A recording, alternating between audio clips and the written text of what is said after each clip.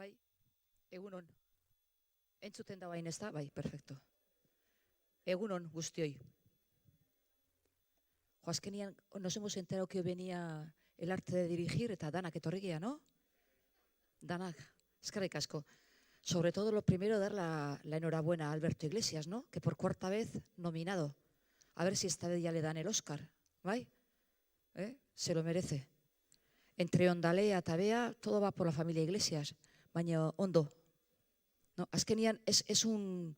Al final es un, estoy entre euskera y castellano, es como un puente para que todo el mundo lo conozca, ¿no? La obra que hace. Es verdad que Alberto Iglesias está como muy centrado en hacer banda sonora, pero en las películas españolas. Pero igual de esto no sé si puede proyectar. Habría que preguntarle también hasta qué punto él quiere seguir, ¿no? Él siempre dice que... Uy, me oigo en rever. Él siempre dice... Bai, urrutillo jarri berdeta ziose? Bai, a ver, vale. Él siempre dice que... No me oís como cancan. ¿Es culpa mía? Vale, eskerrik asko. Ahora seguro que si viene ya está arreglado. Esa es la teoría betikua. Hori betikua da. Vale, eskerrik asko. Jo, vale. Hori, hortako etorri... Barkatu, Bueno, Baori, ¿no? Que él siempre dice que cuando se hace una película, la música está en función de la película. Y creo que ya os comenté, no sé, el año pasado o algo, igual os comenté que hizo una película de Alberto de Almodóvar, hizo la banda sonora y Almodóvar le dijo que era una música preciosa, pero que no era lo que él quería para su película y tuvo que reinventarse. No es lo mismo componer una sinfonía o una orquesta que componer una banda sonora para una película con un guión determinado. Entonces, después de que el otro día hablamos de la notación musical, del origen de la escritura musical, gracias a eso... Bai.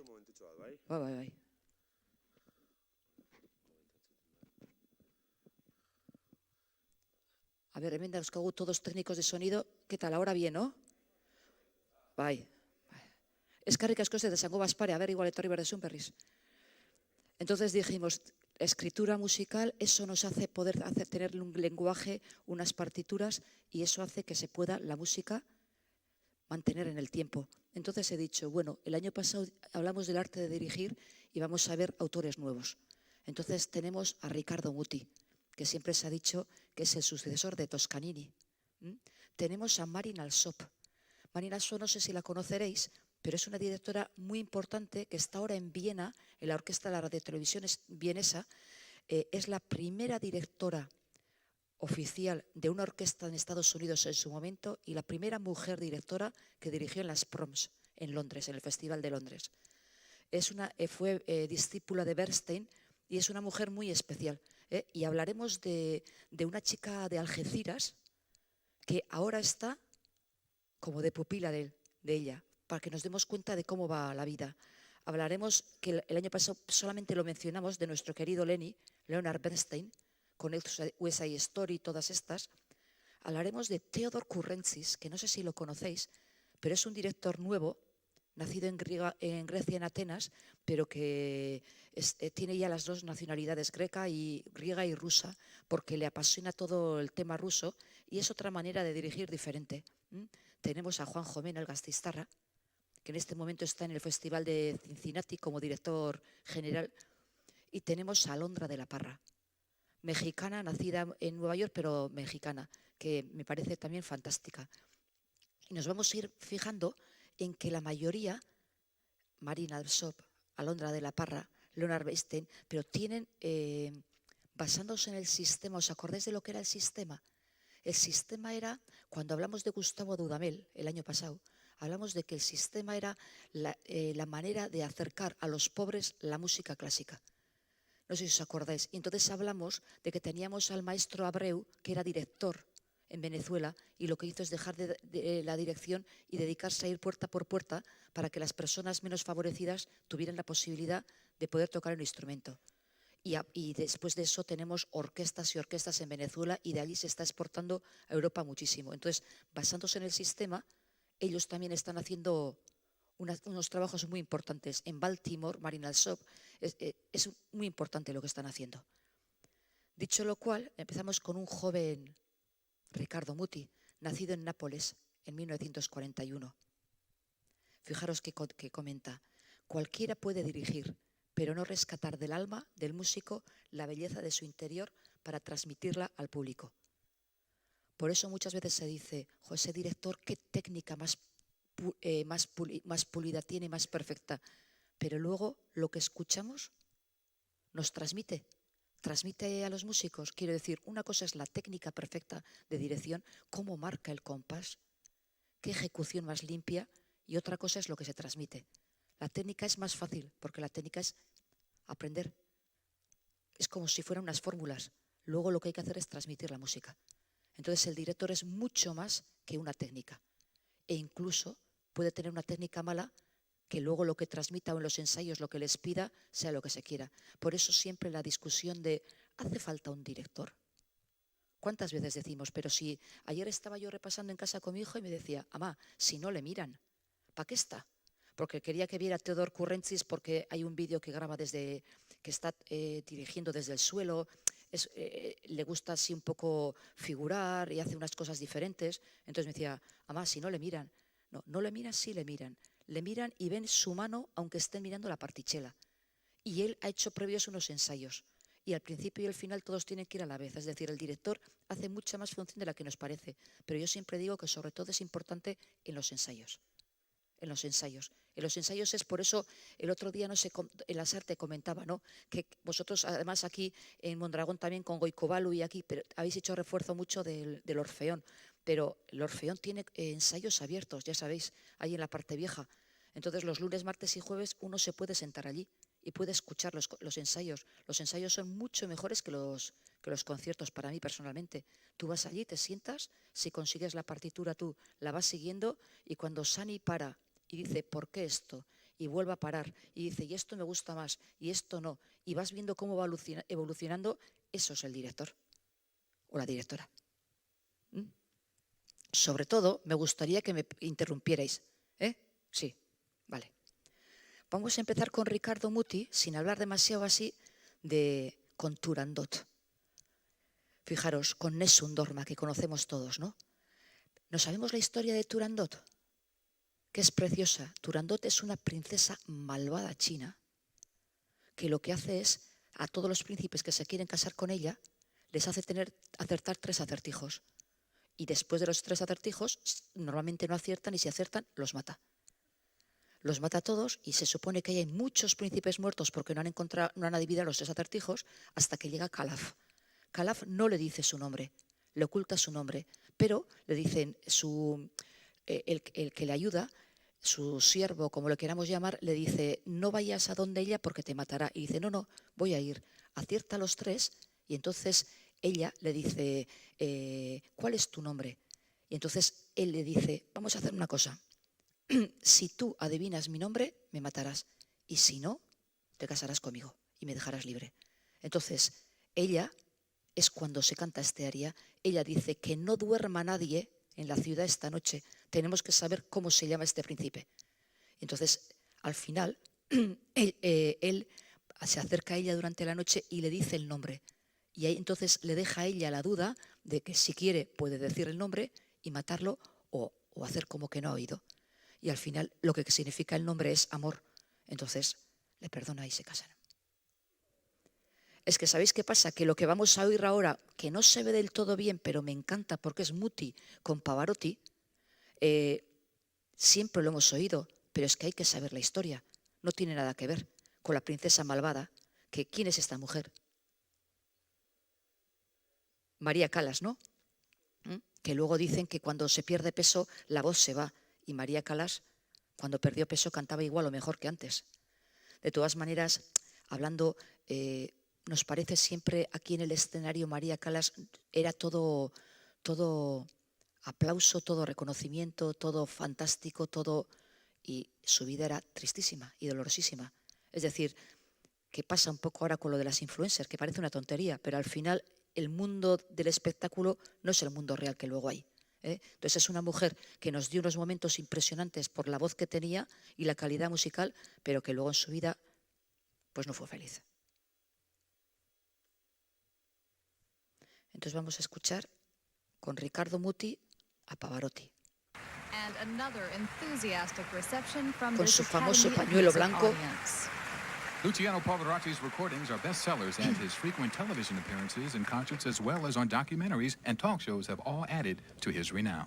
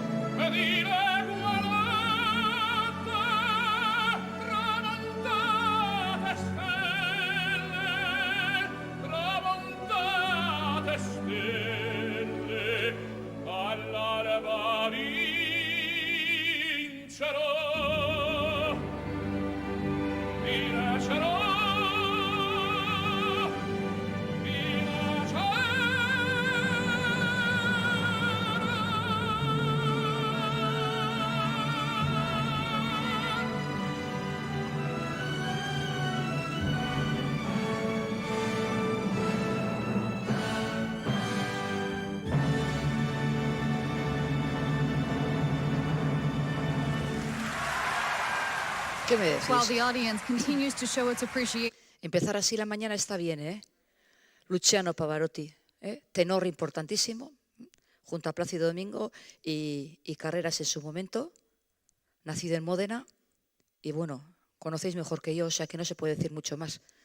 Como si os gusta igual también este tipo de arias, escuchar un par de tenores diferentes para que veáis sobre todo a nivel de fiato. El fiato es la capacidad que tiene una voz de no respirar, ¿no? En una frase de poder aguantar todo el fraseo sin respirar. Entonces, hay otros tenores que respiran en sitios como muy disimuladamente, pero que no hagan tanto el fraseo. Eso también se nota mucho en La Reina de la Noche de Mozart. Tirariran papi papi papi papón, tirariran tatín. Ahí os fijáis, o en el Ave María de Schubert, según quien cante, con disimulo se coge aire de vez en cuando. O sea, hace falta mucho fiato y mucha técnica para conseguir en esos agudos mantener todo ese tempo. Pero yo creo que merecía la pena escucharlo. Entonces, cuando lo escuchemos, que lo escuchamos siempre en un montón de anuncios, en un montón de entradas de programas, acordaros de que está todo el mundo buscando el nombre del príncipe. No es lo mismo que simplemente escuchar. Dicho lo cual, fijaros que en una entrevista que hizo hace un par de años decía: me he cansado de la vida, porque este es un mundo en el que no me reconozco. Y como no puedo esperar que el mundo se adapte a mí, prefiero apartarme del camino. No hace ni un año que comentó eso. Es una persona que huye de las aclamaciones. Entonces dice que cuando se muera no quiere que nadie aplauda, que si no vendrá luego y le dirá algo. De todas maneras, eso me recuerda cuando yo dirigí el coro parroquial, que estuve 12 años dirigiendo el coro parroquial, había un señor que ha sido para mí el mejor barítono de los que he visto, impresionante. Aquel decía siempre que quería en su funeral el libérame. Y decía, eta ez balin bezu kantatzen libérame, kajatik altzen naiz, Y entonces se pasaba la vida diciendo eso. No me preguntéis cómo terminó la historia, Entonces, quiero decir que cuando hoy vi esto, digo, mira, ya conozco otro, ¿no? En mi funeral quiero silencio. Si alguien aplaude, volveré a molestarlo por la noche. Vamos a escuchar, ya que estamos con él y estamos hablando de esto, vamos a escuchar el Dies Irae, Días de Ira, del Requiem de Verdi, ¿no? Y aparte, aprovecho para deciros que Verdi, cuando escribió esta obra, la escribió para 120 voces, orquesta de 100 pupitres, que quiere decir 100 atriles, 4 solistas y un bombo gigante. O sea, quería una cosa, Sí. Y si a alguien le apasiona los requiem y cosas de estas, es el tempo, no tiene nada que ver entre Toscanini, Muti o Bernstein, que es más lento. Quiero decir que me está pasando a mí eso porque ahora, como estoy trabajando una obra en concreto, el Requiem de Fauré, me estoy mirando muchos y estoy viendo que hay unas diferencias tremendas. Entonces, que sepáis que él se acerca a Toscanini, Bernstein lo hace más lento. Entonces, ¿dónde está?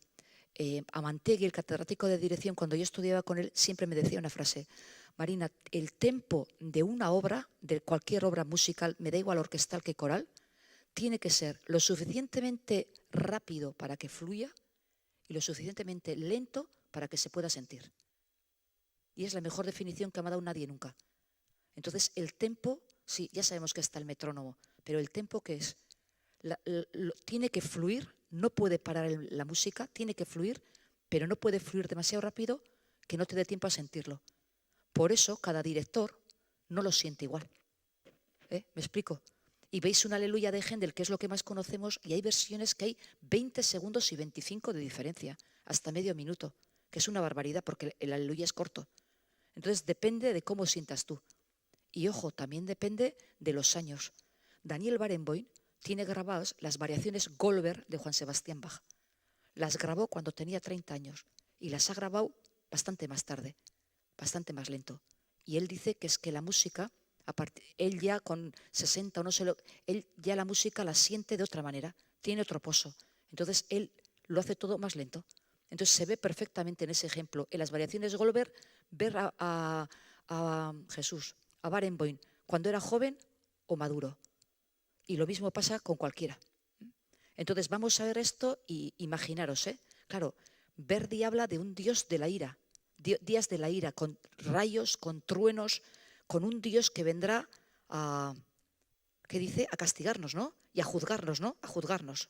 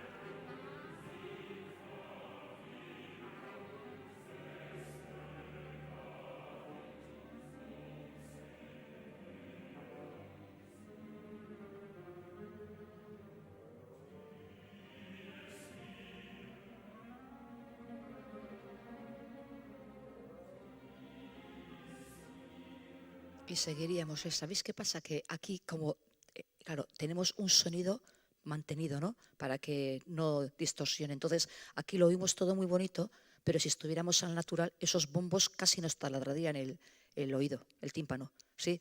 Me explico, ¿no? Los pianísimos y los fortísimos sería como que es un estruendo, que eso es lo que no podemos ahora apreciar. Acordaros siempre de que Verdi fue muy querido, y entonces cuando se murió, en la puerta en la calle del hotel donde él vivía, porque ya sabéis que se murieron su mujer y sus hijos, y entonces él terminó en un hotel viviendo, se puso toda la calle con paja, para que no se molestara al maestro mientras agonizaba. Y luego se cantó este requiem compuesto por él mismo.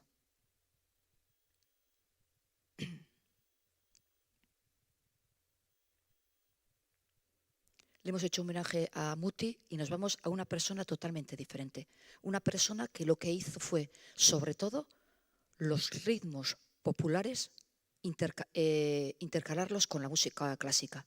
Porque dice que al final no hay ni música clásica, ni música culta, ni música seria, ni nada. Lo que hay es música bien hecha. Y este es Leonard Bernstein, que debía de ser también un divulgador fantástico. Si os interesa y os gusta, hay una cantidad de vídeos de él enseñando a la gente joven música y explicando cómo se hace, cómo hay que escuchar y todo. Eso es fantástico. Fue un gran divulgador.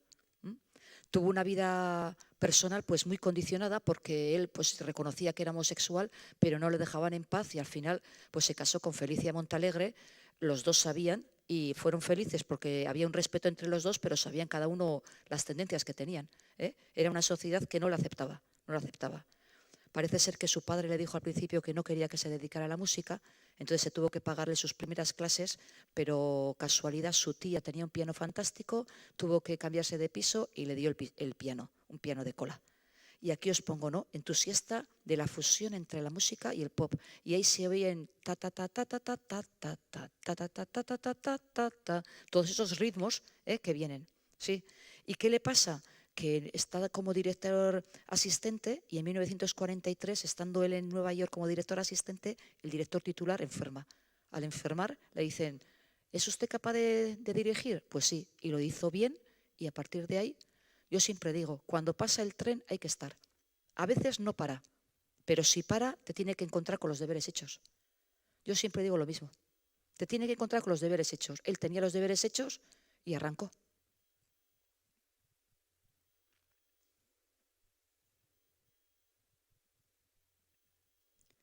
Miráis, ¿veis esto? Sí, ¿no? ¿Veis que esto es un compás porque hay una barra de separación? Por lo tanto, este es un compás y este es otro. ¿De acuerdo? Entonces, os dais cuenta que este es un compás de 6-8, que no tenéis por qué saber lo que es, y este es 3-4. Todo el tiempo va a ser así, intercalar un 6-8, un 3-4, un 6-8, un 3-4. ¿Sí? Va a ser todo el tiempo así. Si os fijáis, esto ya sabemos que es una corchea porque está atada. Entonces, en este compás tenemos 6, ¿no? Y en este compás también. Tenemos las mismas corcheas aquí que aquí, pero hay una diferencia sustancial, que es el angulito. El ángulo es el acento. Si os fijáis en este compás, el acento tiene la primera y la cuarta. Y aquí el acento la tienen la primera, la tercera y la quinta. ¿Me explico, no? Entonces, el acento que aquí esté en la cuarta o que aquí esté en la tercera va a hacer esto. Pa, pa, pa, pa, pa, pa, pa, pa, pa. ¿Os parece? ¿No os da la sensación de que el primero y el segundo compás son diferentes? Ta ta ta ta ta ta ta ta ta ta ta ta ta ta ta ta ta ta. Y todo es porque fijaros cómo hago el primero, hago ta ta ta ta y el otro hago ta ta ta. En el segundo marco el tercero, en el primero marco el cuarto. Y esa diferencia hace que yo tengo un tío en América, para pa. Solamente el acento lo que puede hacer. No cambiar de número de figuras, no, solamente dónde acentúo. ¿Sí? El banaco, tarán, tarán, tan, titatón, tarín, tatita, tita, titatón, param, papam, pam, papapam. El banaco es un 6-8-3-4. 1, 2, 3, 1, 2, 3, 1, 2, 1, 2, 1, 2, 1, 2, 3, 1, 2, 3, 1, 2, 1, 2, 1, 2. Solamente para que os deis cuenta, los ritmos. Bueno, ahora ha tenido un éxito terrible de nuevo West Side Story, ¿no? Es de las que más se está viendo con... ¿Quién es Spielberg, no? El que ha hecho esto, ¿no? Nosotros nos quedamos con la antigua, pero bueno, pero... Sí, la historia... Y nosotros vamos a darnos el lujo de escuchar a Kiri Te Kanawa con Carreras.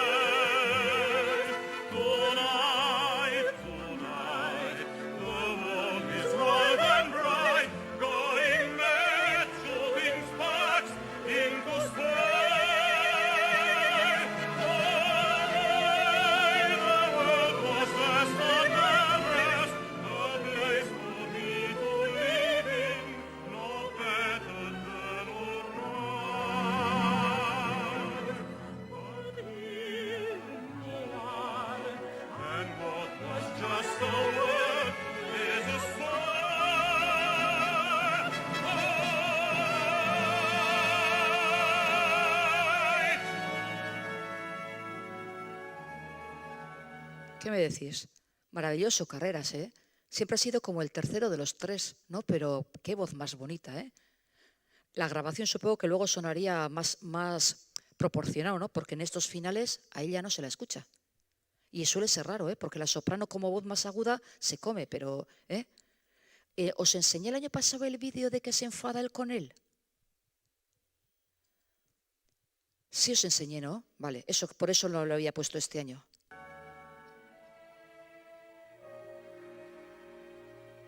Me gusta cómo mira él, siempre está como...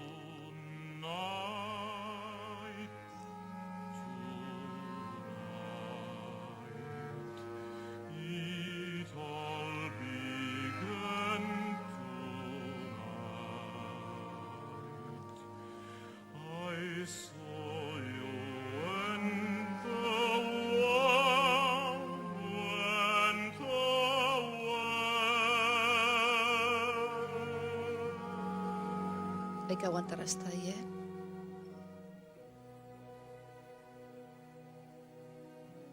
Y seguiríamos así. Leonard Bernstein tiene una cosa que es muy transparente, entonces se le ve perfectamente cuando algo le gusta y cuando algo no le gusta. Mirad, le pregunta, ¿no? ¿Qué es la música clásica? La buena música, la música seria, ¿qué conceptos son esos, no? Al final es música escrita para que la pueda interpretar un instrumento o una voz, con una velocidad, con un tempo y unos matices. Eso es una música clásica, pero no es ni mejor ni peor que una balada, que un cantautor de una provincia, que el folk, que el blues, que... Sí.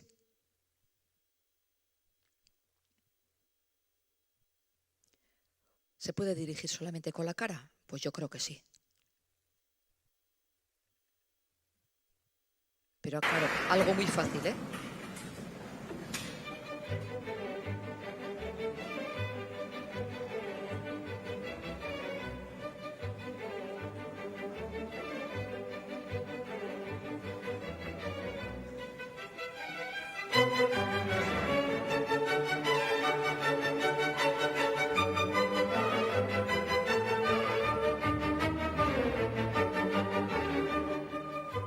La anticipación, ¿eh? ¿Os dais cuenta? Mira y luego empieza, es siempre la anticipación.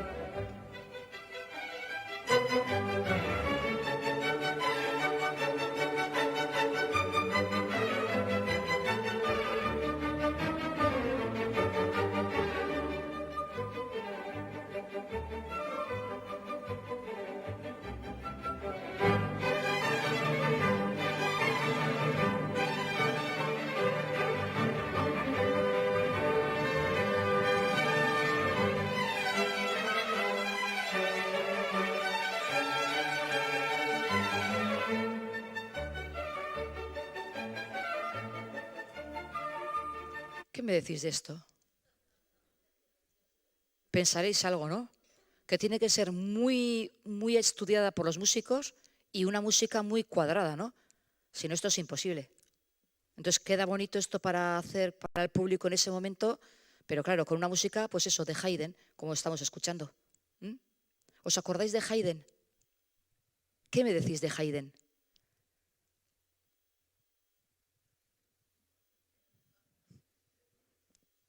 ¿La semana pasada hablamos de algo de Haydn?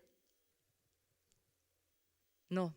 1732-1809, que estaba en la corte del príncipe Esterházy, y cuando se iba en verano a su residencia de verano no entraban las familias y los hijos. Y entonces iban solamente los músicos, y aunque les pagaban muy bien, lo que querían eran unas vacaciones. Y el príncipe no se daba cuenta y no les daba vacaciones. Y entonces hizo una sinfonía muy especial. Yo como Bernstein. La Sinfonía de los Adioses, que alguna vez en concierto de Viena, que es que se van yendo cada minuto un instrumentista y se queda al final solo. Pues la Sinfonía de los Adioses está hecha para eso, para reclamarle al príncipe que, concho, querían ver a sus mujeres y a sus hijos. Para eso hizo Haydn la Sinfonía de los Adioses. O, por ejemplo, el redoble de timbal, la Sinfonía de redoble de timbal que hizo Haydn, que estás toda la sinfonía con los 4 movimientos esperando el timbal y solo se oye. Y así estás, toda la sinfonía esperando y solamente se oye eso. O la sorpresa, aquella de tin tan ton, triararirari. ¿Os acordáis de eso?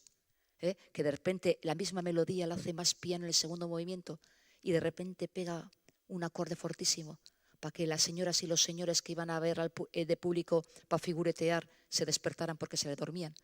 En las sinfonías, cuando Haydn esto, tiene 105 sinfonías, Haydn, 105 sinfonías, pero estaba harto del postureo. O sea, él quería que fuera solamente, entonces le ponía a cada uno. Todo esto porque estaba aquí nuestro amigo Haydn. Arthur Rubinstein diría de Bernstein, que por cierto yo voy a decir de Rubinstein, se dice que tenía una mano perfecta, que los dedos le llegaban todos a la misma altura. ¿Os dais cuenta, no? La misma longitud. ¿Qué quiere decir? Que a la hora de tocar tenía la misma intensidad. No tenía que hacer ninguna cosa diferente. Entonces, Glenn Gould decía que es la mejor mano que ha visto nunca, que era el pianista perfecto, porque tenía la misma intensidad, porque tenía la misma longitud de la mano. Pues Rubinstein diría de Bernstein, el mejor pianista entre los directores, el mejor director entre los compositores, el mejor compositor entre los pianistas.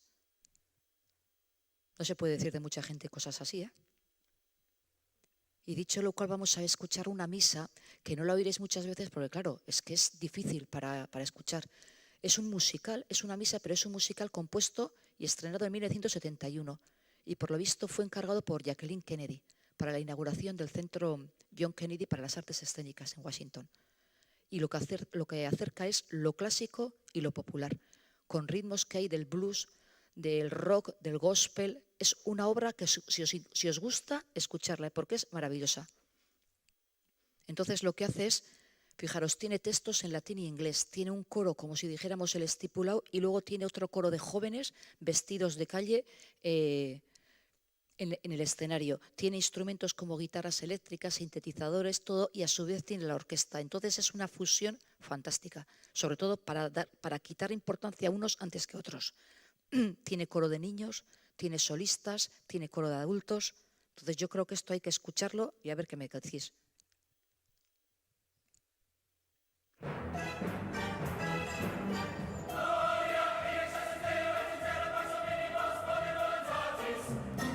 Fijaros que todo el tiempo va en la percusión a contratiempo,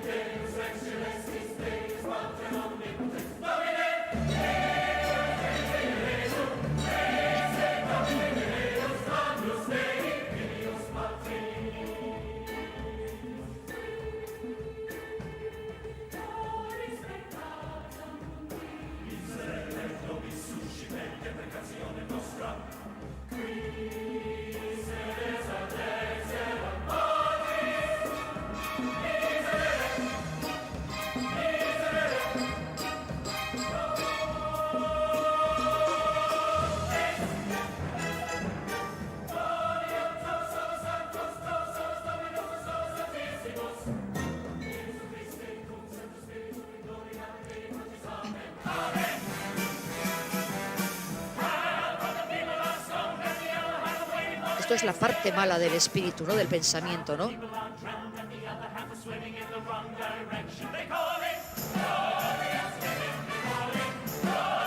Fijaros en la percusión todo el tiempo a contratiempo, es como complicado.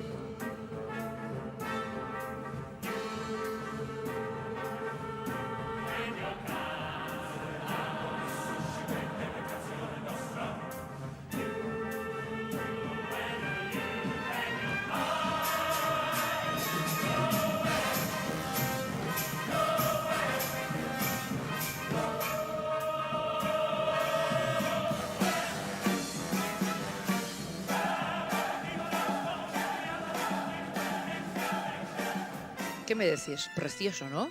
Una manera totalmente diferente, ¿eh? Y ¿sabéis también, no os llama la atención también lo a gusto que están cantando? Se ve eso también, se transmite.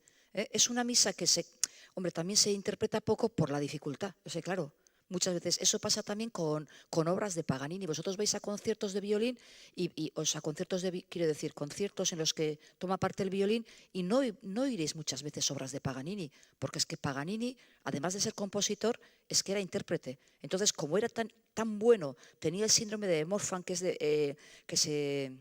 después el otro día, tengo que especificar, que el otro día dije que Jacqueline Dupré se murió de esclerosis y no era de ELA, era de esclerosis, ¿no? Que no es esclerosis lo mismo que ELA, por si acaso lo digo, ¿vale? Entonces, dicho lo cual, el síndrome de Morfan, que es que los dedos...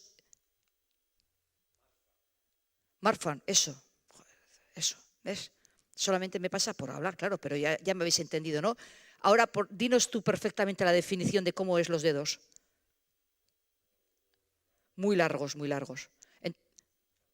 Sí, eso es. Entonces, ¿qué pasa? Que tocaba notas que eran impensables para cualquier otra mano. Entonces se decía que por eso era tan blancucho, por eso tenía esa cara tan pálida y además iba con unas gafas azules, con un cristal azul pálido. Entonces decían que para poder tocar así había hecho un pacto con el demonio. Entonces le había vendido el alma al demonio y por eso tenía esos dedos que podía tocar todo eso. Entonces, claro, se le veía así al pobre Paganini, pero claro, luego ¿quién toca Paganini?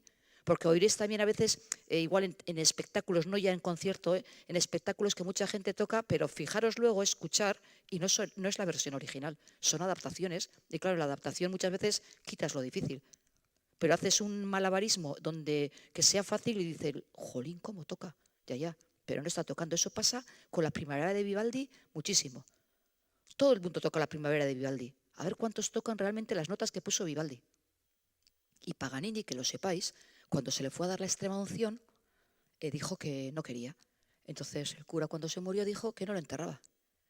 Y creo que estuvo 4 meses o 5 en una gambara, hasta que algún príncipe intercedió por él y pudo ser enterrado, Pero el pobre hombre allí anduvo. Luego se hablaba, ya sabéis que hay 12 notas. Cuando hablamos de la escala hay do, re, mi, fa, sol, la y si, 7. Si metemos los sostenidos, que son lo mismo que los bemoles, tenemos 12. No hay más que 12 sonidos en la música occidental, me refiero. Bueno, pues siempre se hablaba de que Paganini tocaba la 13. Es que Paganini toca la 13ª nota. Pero si no hay, ya, pero es que tocaba con tanta esto que es que parecía que había, y se dice que se le rompía una cuerda, cambiaba de posición y era capaz de seguir con 3 cuerdas. O sea, debía ser impresionante. Ahora, luego, ¿quién toca lo que tocaba Paganini? Total, para terminar en una gambara, Es que es muy triste, Y menos mal que, en fin, por eso, cosas que ocurren. Entonces, esto es lo de la misa para que sepáis. Y aquí tenemos con Felicia Montalegre.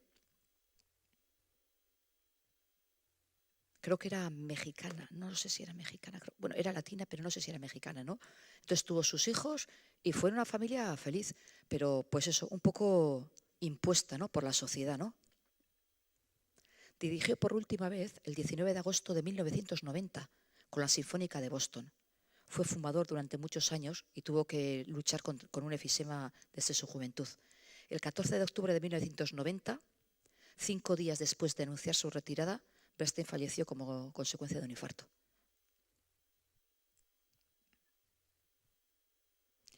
Y voy a aprovechar para terminar con Bernstein. Vamos a escuchar a Mahler. Gustav Mahler que os suena también, ¿no? Por estas sinfonías tan fantásticas que tiene con coro, que lo que siempre hemos dicho, ¿no? Que Beethoven fue el primero que introdujo el coro en la sinfonía. Mahler también lo hace. Mahler siempre es a lo grande con todas las orquestas y todo. Entonces, ¿qué pasa? Mahler compone un poema sinfónico, compone una obra en un solo acto.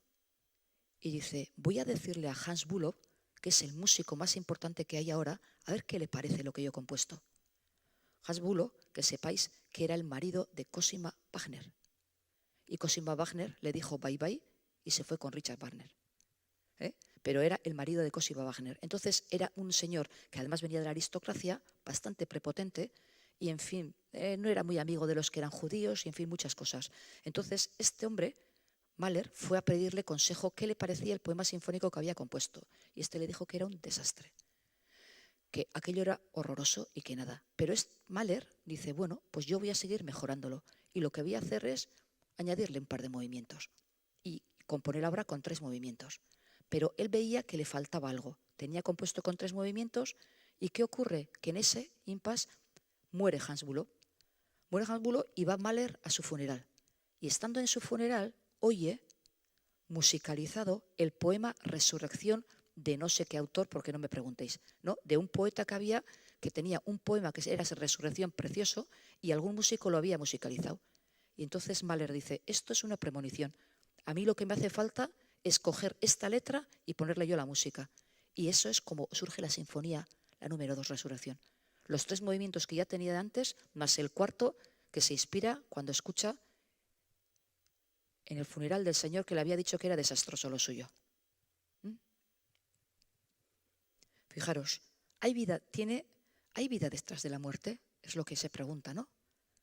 Luego, el segundo movimiento dice, el recuerdo de tiempos felices, pero se acabaron. Por lo tanto, pierde la fe, nada tiene sentido. Luego retornará y al final será su reconciliación con Dios. Entonces va pasando por todos esos movimientos y por todas esas cuestiones que se va en su cabeza. Entonces quiero que escuchemos y veamos qué masa coral y orquestal.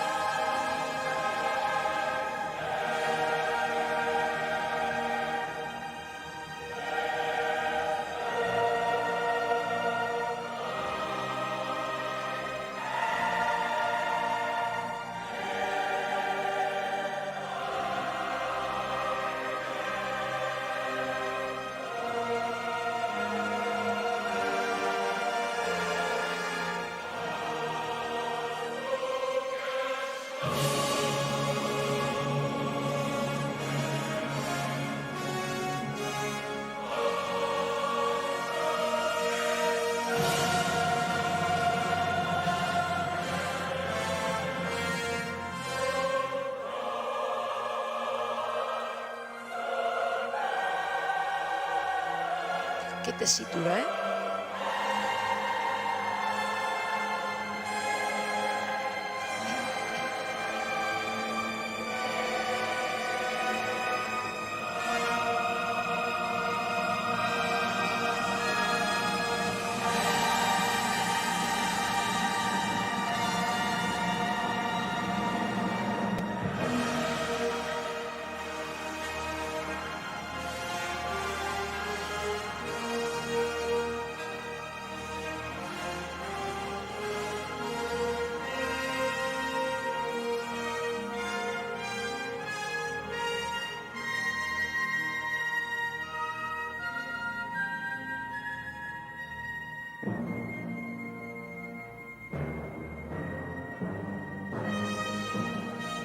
Perdón, ahí tenía que interrumpir. ¿Habéis oído pam, pam, pam, pam? Ese es el timbal. ¿Cuántos años llevo diciéndoos que el timbal es el único instrumento de percusión, de parche que se afina? ¿Os acordáis que siempre os digo que se afina? Ahí se oye pam, pam, pam. Claro, para eso, como cada timbal solamente da una nota, fijaros los timbales que tiene que tener para en ese mismo momento, como no le da tiempo a afinar la otra nota, los que tiene que tener para tocar todo eso. Ese es el mejor ejemplo.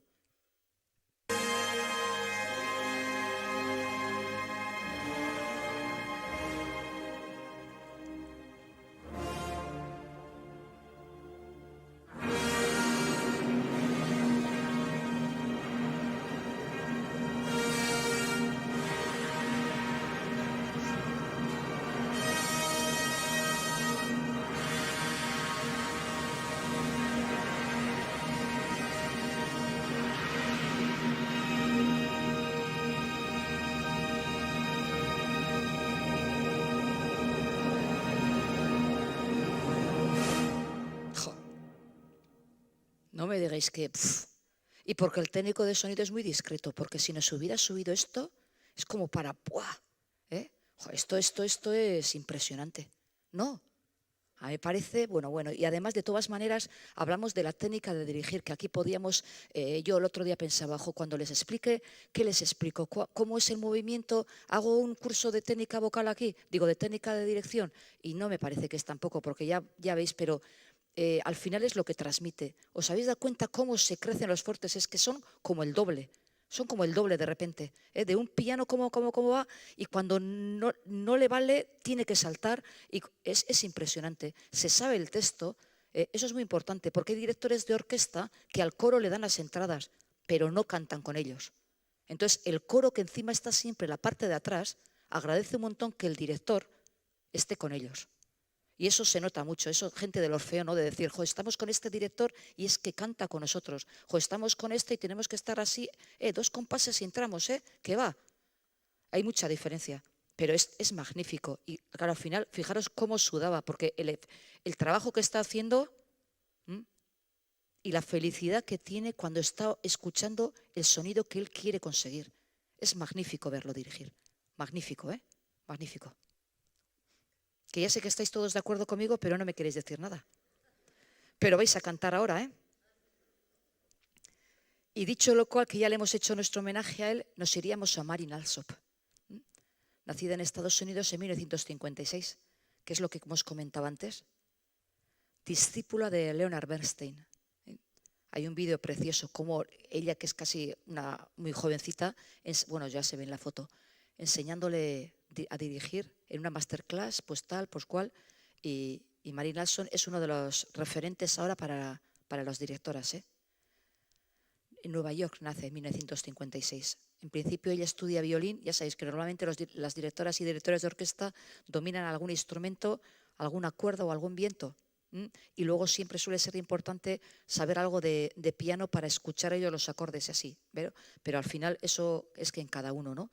Hasta el 20 estuvo dirigiendo la orquesta de Baltimore y ahora está dirigiendo la Orquesta Sinfónica de la Radio de Viena. Y es lo que os comentaba antes, ¿no? Que basado en el sistema de Abreu en Venezuela, pues tiene el programa educativo este. Ha colaborado siempre con muchas orquestas europeas y lo que os he comentado, es discípula de Leonard Bernstein. Ser la primera mujer directora de orquesta ha sido una lucha horrible. Ha sido la primera mujer en dirigir una orquesta estadounidense y la primera en dirigir los proms británicos. Los proms, recordaros que siempre os comento que es como la quincena musical a lo grande todo el verano en Inglaterra. Antes era en Londres, pero también son ya más ciudades. Entonces, dicho lo cual, si os parece, vamos a escucharlo en Prokofiev, Romeo y Julieta. Voy a haceros una pregunta que se me ha ocurrido ahora mismo. Vemos la trompa, ¿no? Y al lado de la trompeta, de la trompa, podemos tener la trompeta.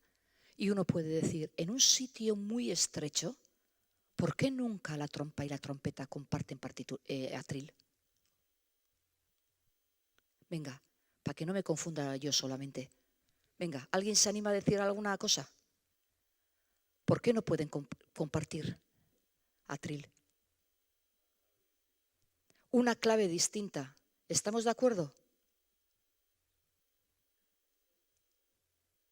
no estamos de acuerdo o sí estamos de acuerdo o no podemos opinar porque no sabemos, ¿no? Vale, pues puede ser por eso, porque la trompa, pues no. Las dos leen en clave de sol. Afinación diferente. ¿Qué quiere decir eso? Que cuando la trompa, es que eso es para que os liéis un poco, ¿no? Para cuando salgáis de aquí. Cuando la trompa, tú le dices toca do a la trompa y dice pu, suena fa, porque está afinada en fa. ¿Me explico? Le llama do, pero suena fa. Y tú le dices a la trompeta toca do y suena pu, no, sonaría otra, pu, y suena si bemol. Es decir, los dos le llaman do a un sonido diferente. Son cosas que no sabemos y entonces ¿por qué se me ha ocurrido ahora? Porque cuando están al lado, la trompa para tocar la misma nota que la trompeta tiene escrita en diferente sitio. Eso es lo único que me gustaría hoy que os llevaréis a casa. Se llaman instrumentos transpositores. Tú le das al piano el do y le dices toca al pianista, toca do, hace y suena do. Le dices al flautista toca do y suena do. Pero le dices al clarinete y suena do. Y le dices a la trompa y suena do. ¿Me explico? Entonces los instrumentos que suenan lo que le llaman son no transpositores. El piano, el violín, el trombón, todos los de cuerda. Los instrumentos que le llaman una nota diferente son los transpositores. El clarinete, la trompeta, el bombardino. ¿El qué, perdona? El chistu está... el chistu. El chistu. El chistu está ahora en fa, pero en realidad el chistu está en fa sostenido. ¿Tenemos algún chistulari? ¡Qué bien! ¿En qué tocamos? ¿En fa sostenido o en fa? Pero si no tocáis en fa sostenido.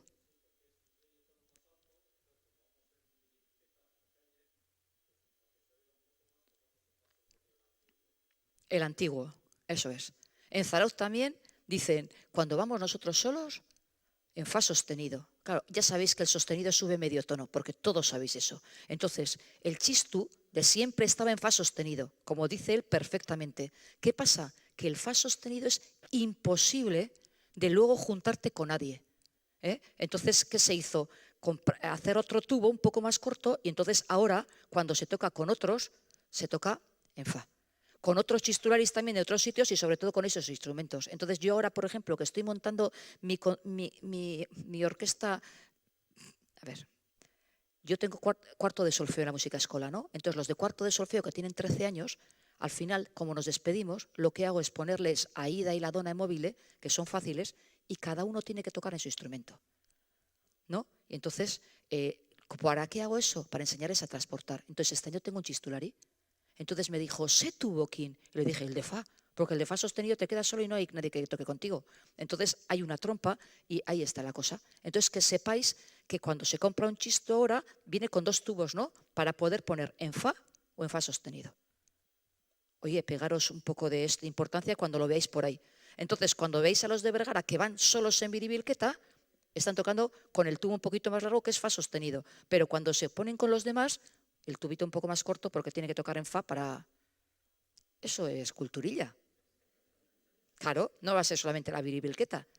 Que yo tampoco os creáis que sabía antes eso. Claro, el chistu, pero es que cada uno es un mundo, ¿eh? Cada uno es un mundo. Entonces, ¿eso qué quiere decir? Que cuando tú le dices toca do, el chistu puede sonar fa o fa sostenido. Y el fa es más fácil de unirse con otros. El fa sostenido es imposible. ¿Vale? Ya está. ¿Y quién forma la banda de chistularis? ¿Qué instrumentos forman? A él ahora le dejamos primero, a ver qué examen pasan, porque, ¿qué instrumentos tenemos? ¿El qué? Tamboril tenemos. Muy bien, ¿qué más? El silbote. Muy bien, ¿qué más? El chistu. ¿Chistu? ¿Chistu? ¿No? Chistu primero, que hace la voz más aguda. Chistu segundo, silbote, que es un poco más grande, y se toca con las 2 manos, ¿está? ¿No? Silbote, y luego tenemos el atabal, la caja. Y el chistulari luego toca el tamboril. ¿Nos puedes añadir algo más para que yo también aprenda o...?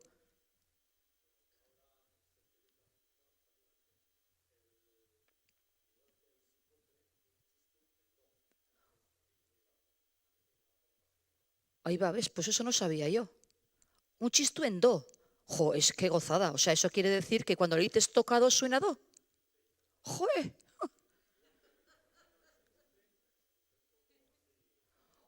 Jo, eso le voy a decir yo al profesor de chistu de Zarauz, que vamos a comprar uno de esos y le voy a decir que les enseñe. Claro, ¿os dais cuenta de lo que soluciona?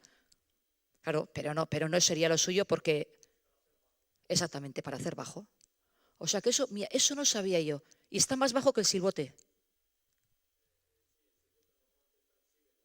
Vale. Ahora, ¿ves cómo se aprende? Joder, eso no sabía yo. Perfecto. Pues fijaros lo de la tontería esta de que, entonces, cuando veáis una orquesta, pensar que para que todos suenen en acorde, las partichelas están escritas diferentes. Eso es lo apasionante. ¿Vale? Uy, ama. Estábamos con Marin Alsop. No creo que una orquesta pueda ser una democracia, dice ella, donde se aceptan todos los aportes de todo el mundo y se comenta y se decide. Ella dice que no puede ser una democracia. Su responsabilidad es dirigir y ser la mensajera de lo que ha dicho el compositor. Luego podrán estar de acuerdo o no, pero hay que, entre comillas, acatar lo que diga el director. O la directora en este caso. Fijaros, ella es de niña tocando el violín y ha creado, que es realmente creo que cada niño o niña nace como un genio, lleno de posibilidades infinitas. Eso es lo que dice. Que cuántas veces nos dedicamos a decir, jo, esa no vale, porque tiene una voz. Y esa tampoco. Pues todo el mundo tiene unas posibilidades infinitas. Cada uno llegará a donde esto, pero... Esta película, que no la he visto, pero debe de estar muy bien. Y es la vida de ella. Fijaros, 2021. Si la queréis ver o esto, me comentáis. Yo veo la música como un sueño que puedes cruzar y explorar, comenta. Y lo que me gusta de ella es que no es partidista. No tienes que escuchar de un modo concreto, ni reaccionar de una manera determinada. Eso es lo que tiene la música, que es un lenguaje universal y que cada uno le puede gustar o no. Por eso yo siempre os digo que nunca terminamos enfadándonos aquí. ¿Cómo vamos a enfadarnos? ¿Te gusta? Pues muy bien. ¿No te gusta? Pues también. Claro, es que a mí me toca la materia más fácil, ¿no? Hemos escuchado algo y ahora de cada uno de estos, uno seguro que apunta y dice, jolín, a mí me ha gustado esto, pues yo esto me lo voy a escuchar en casa, lo demás no me interesa. De todas maneras, yo siempre digo, empezando por mí, que para poder elegir hay que conocer. Entonces, yo por eso les digo a mis hijos, para poder elegir hay que conocer, porque no hay cosa más triste que no poder elegir. Claro, no elijo, pero ¿por qué no eliges? ¿Porque no te gusta nada o porque no conoces nada? Es mucha diferencia. Eso me pasa con el gregoriano. No, eso no quiero volver a oírlo. Ah, muy bien, pero nunca podrás decir que no lo has escuchado y lo has conocido. Y nunca digas nunca jamás, Cualquier reacción es una buena reacción. ¿Te ha gustado? Bien. ¿No te ha gustado? También. Vamos a escuchar. Le gusta mucho dirigir obras de compositores actuales. Entonces, vamos a oír una fanfarria compuesta por, fijaros, evoca la emoción y el terror de un emocionante paseo nocturno en un deportivo. Lo que quiero es que cuando terminemos me digáis qué tal habéis estado en ese coche paseando por la noche. Ya que nos lo dice,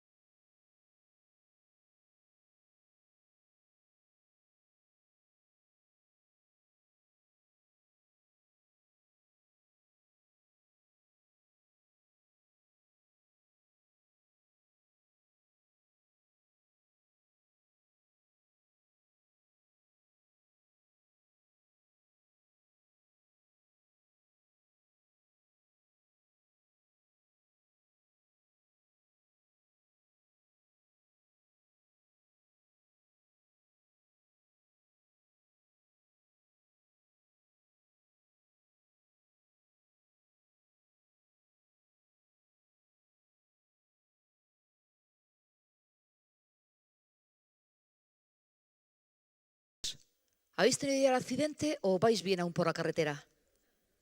¿Os gusta? Bueno, hemos dicho que una reacción siempre es buena, ¿no?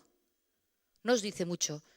Vale, pero una vez de que nos gusta o no nos gusta, ¿os parece que relata lo que quiere el compositor? O sea, ¿os veis realmente en un viaje de coche horroroso por la noche? Aquí los miren, ¿qué opinan? ¿Vosotros os veis en el coche o no? ¿Os habéis quedado con la bici en casa tranquilas? ¿Vai, no? Jo, pero tiene como... ¿Ves las curvas? Que sí, que yo veo con esos timbales, veo que ya se la dan. Ese contrabajo y ese cello de pom, pom, pom, pom, pom, pom. Y esa percusión que no para.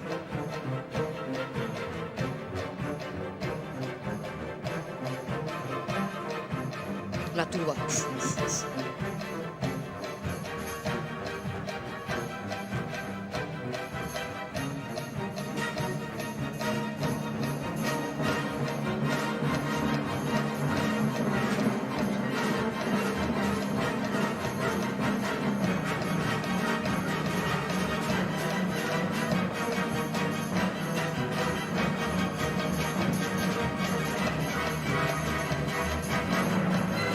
Vamos a dejarlo para que el que le interese termine en casa y el año que viene me dice a ver si le parece que ha terminado bien o la cosa ha descansado.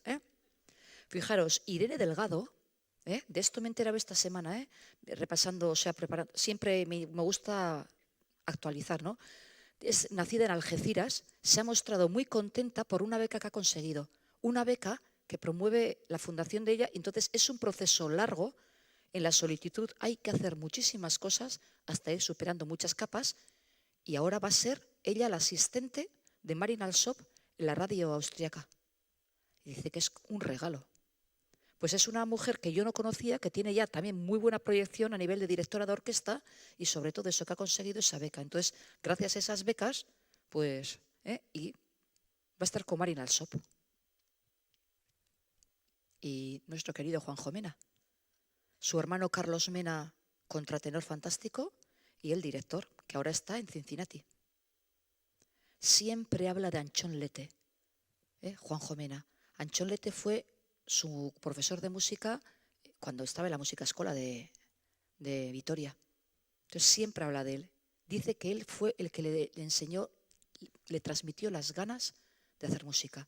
Luego estuvo con Carmelo Bernaola haciendo composición, en Madrid con García Asensio haciendo dirección y luego se fue a Alemania a estudiar con el rumano Celibidache, que siempre habla de él.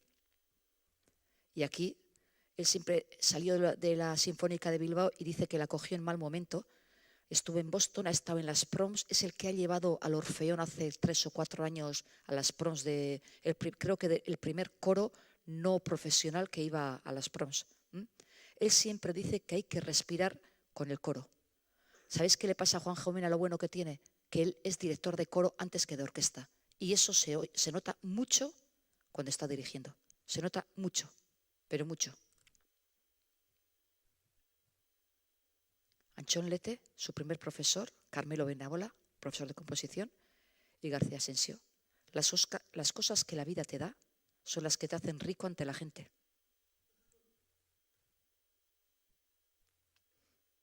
Vamos a escuchar a nuestro querido, ¿quién es este? Nuestro amigo Luigi van Beethoven, ¿no? Ir calentando ya porque después de escuchar vamos a cantar. Nuestro amigo Luigi van Beethoven, 1770-1827. Grande también, Al final muchas veces se dice de Beethoven, ¿de qué época? ¿Vosotros dónde lo colocáis a Beethoven? ¿En qué época? Oye, con lo que hablo yo y también me confundo, la verdad es que no me ayudáis, ¿En qué época lo colocamos a Beethoven? ¿Barroco? ¿Clásico? ¿Romántico? ¿Nacionalismo? ¿Música contemporánea? ¿Dónde lo colocamos? Romántico lo colocarías, vale. Romántico está bien y clásico está bien, porque es justo la transición entre el clasicismo y el romanticismo. Los dos estarían bien. Entonces vamos a escucharle bueno, vamos a ver a Juanjo Mena.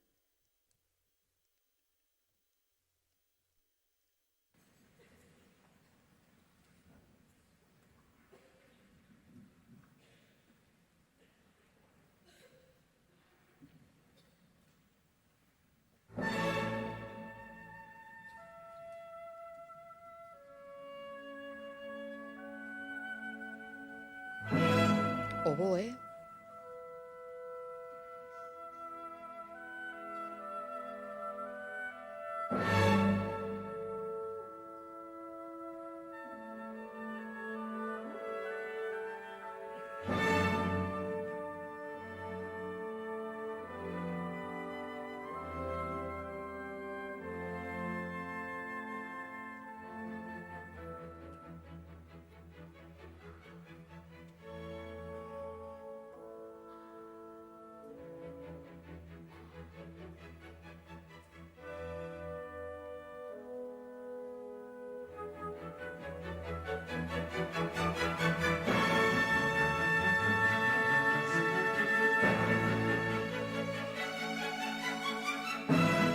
Otro director que es grande también, y en los fortes se crece de una manera, Juanjo.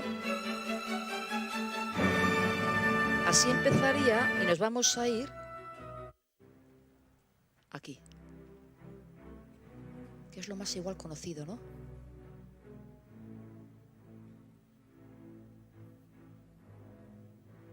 Que seguro que más de uno habéis cantado esto muchas veces y no sabíais que era de Beethoven y pensabais que era de Mocedades.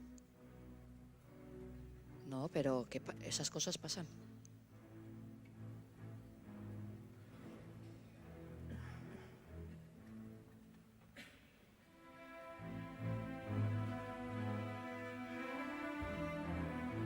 La celesta.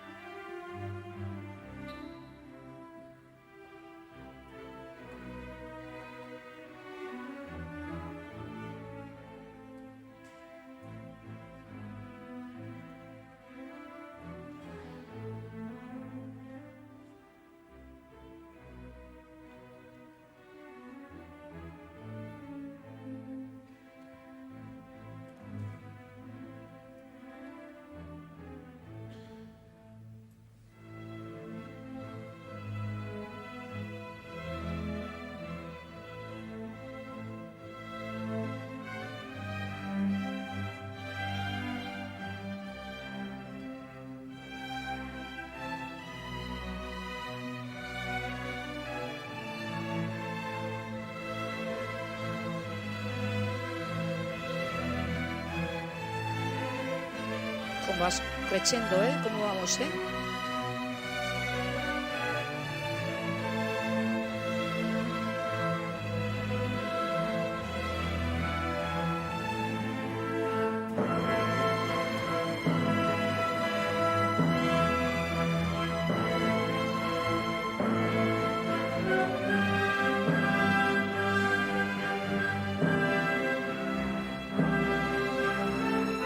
Lo veis a él, ¿no? De gesto grande. Tiene una mano además muy grande.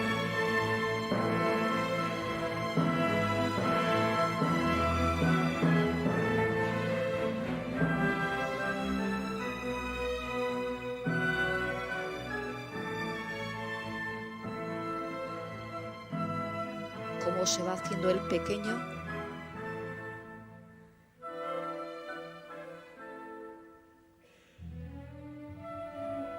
Sí, ¿no? Precioso, precioso. De todas maneras, ¿no pensáis algunas veces con los mismos sonidos y los mismos instrumentos, es decir, los mismos timbres posibles, qué diferencia entre esto y la música del coche? Que no digo ni mejor ni peor, quiero decir, el compositor es como una paleta de colores, ¿no? En pintura. ¿Qué diferente se puede conseguir? Y qué diferentes emociones nos puede transmitir de lo de antes a esto, con los mismos sonidos, pero combinados de diferente manera y con diferentes timbres y colores. ¿Cómo se puede llegar a este pianísimo de ahora con lo de antes o con la resurrección? Me da igual, pero yo siempre termino pensando eso. ¿Cómo se puede conseguir estas cosas tan diferentes con la misma materia prima? Entonces, si os parece, os apetece cantar, porque si no os apetece, no, ¿eh? Os apetece cantar, ¿no? Oye, que los demás sitios, en la mayoría, no me dejan salir sin cantar y aquí os tengo que convencer. O sea, en Eibar no se me puede ocurrir salir sin cantar. Se enfadan. Vosotros, de todas maneras, me he fijado, vosotros sois muy discretos, ¿eh? Cuando estabais también aquí antes de empezar la conferencia, para todos los que estabais hablando, se oye muy poquito. El tono era bajo. ¿Queréis que por lo menos lo miremos un poquito? Sí, ¿no? Venga. Como nadie va a saber quién está cantando... Uy, perdón. Os he puesto la letra y todo, ¿eh? Para que sigamos, vamos, quiero decir que, en fin.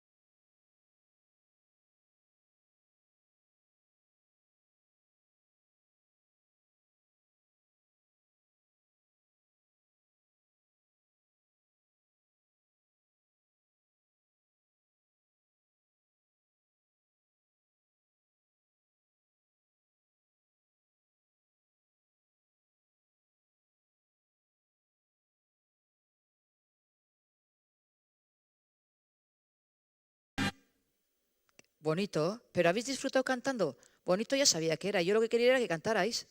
Sí, ¿no? Qué discreción tenemos, ¿eh? Es verdad, hay algunos que les gusta igual más cantar que otros. El otro día me dice uno del coro, el lunes en Donostia, en Equintza. Jo, Marina, hay una soprano y un bajo que viven en el mismo portal, en el antiguo. Y me dice una, no te vas a creer que estoy esperando el ascensor y oigo dentro una soprano cantando, pues aquella Idoia que aquel día está emocionada de trabajar y se pone a cantar en el ascensor una canción del coro y abre la puerta y el otro va y le contesta. Y estaban los dos alucinados. No les ocurrirá de nuevo en la vida, pero aquello fue como que el uno le escucha a la otra y la otra dice, ahí va. Y el otro que estaba, casualidad, se juntó todo. El que canta, ¿qué dice? Los males espantan, ¿no? Pues eso. Y ahora lo vamos a ver a él en otro momento. Fijaros, de todo esto, ahora nos vamos, es que Mahler cada vez me gusta más, al adagietto. Esto ya creo que ya conocéis, pero fijaros lo que se puede cansar uno. Antes hemos visto sudando con pasión a Bernstein, ¿no? Dirigiendo todo esto. Y ahora lo que se puede sudar de mantener el pianissimo en esa tensión.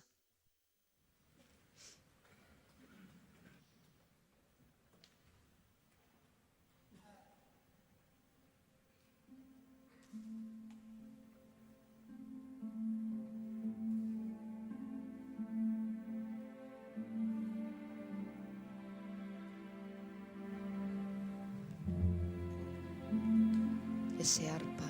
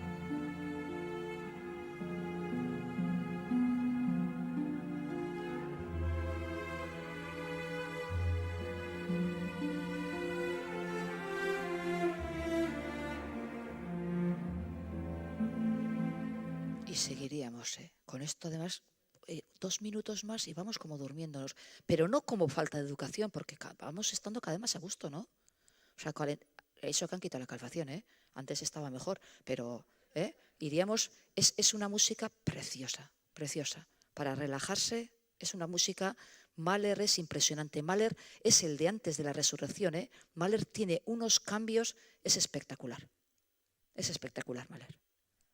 Y nos vamos a ir a Londra de la Parra. Es una mujer fantástica.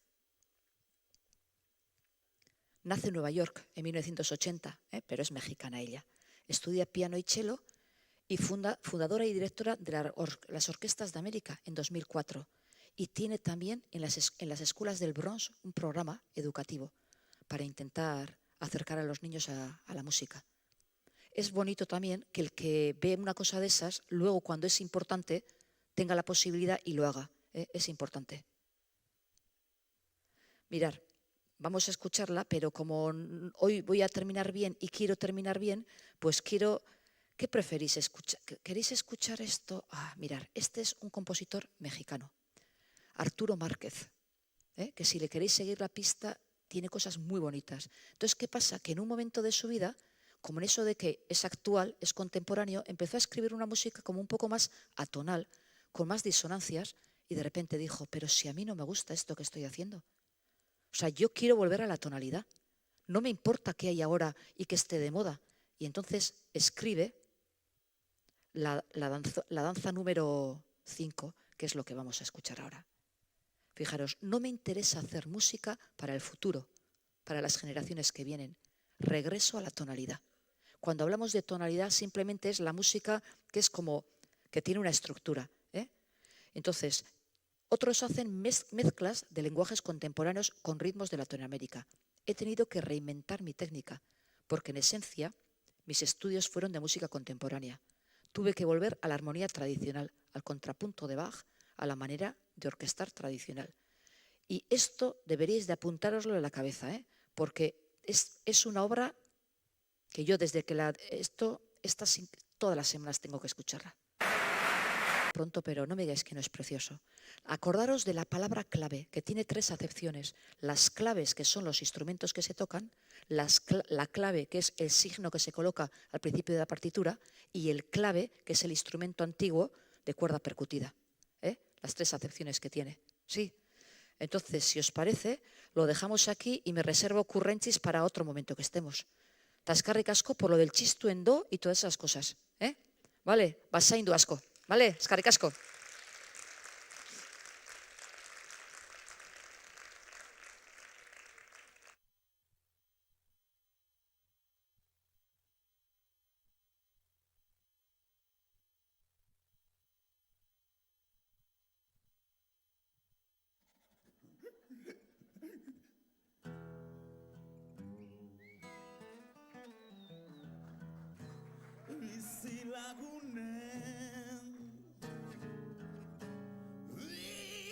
Bizilagunen mugimendua.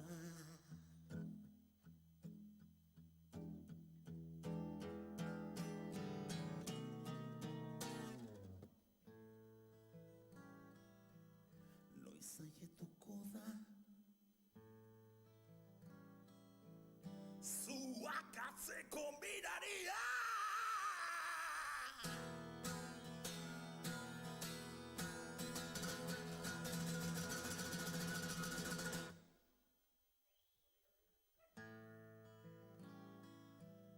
Noiz indartuko naiz.